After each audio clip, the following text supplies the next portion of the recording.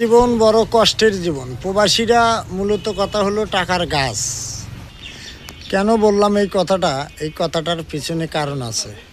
কারণটা হলো যারা বাংলাদেশ থেকে প্রবাসে যায়, অনেক প্রবাসী আছে, অনেক অনেক যে বাংলাদেশ থেকে যে সব মার্কেট করে নিয়ে যায়, তারা ওগুলোই দেখা যায় 5 বছর জীবন কাটাক প্রবাস জীবন এবং 10 বছর কাটাক, ওগুলোই কিন্তু পরে, কারণ পরিবারের মুখে হাসি ফুটানোর জন্য তারা 10 টাকা কোনো বাহুল্য খরচ করে না, প্লাস এদের কোনো শখ আহ্লাদ থাকলেও করে না।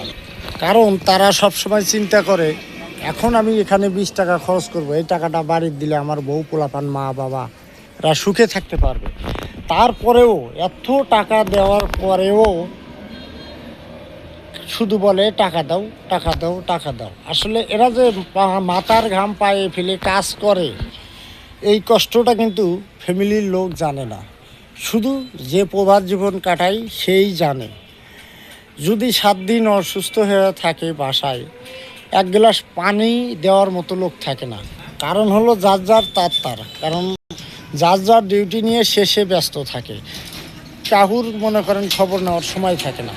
তাদের শখ আহ্লাদ বলতে কিচ্ছু নাই, কারণ বাবা মা মরে গেলে তারা আসতে পারবে না বাড়িতে, একটা পোলাপান মরে গেলেও বাড়িতে এসে দেখতে পারবে না। তাহলে তাদের কিসের জীবন? এত কষ্ট নিয়ে জীবন যাপন করে তারপরেও পরিবারের মুখে হাসি ফুটাইতে পারে না। লক্ষ লক্ষ টাকা দেখা যায় বৎসরে বাড়িতে পাঠায় দেয়, তারপরেও পরিবারের মুখে হাসি ফোটে না।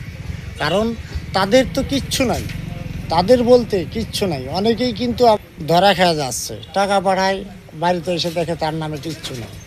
কারণ এই ধরনের বোকামি কেউ করবেন না।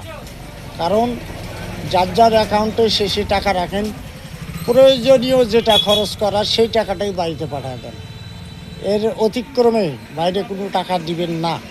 এই ভিডিওটা প্রবাসীরা দেখলে অবশ্যই শেয়ার করবেন, লাইক কমেন্ট করবেন। ধন্যবাদ।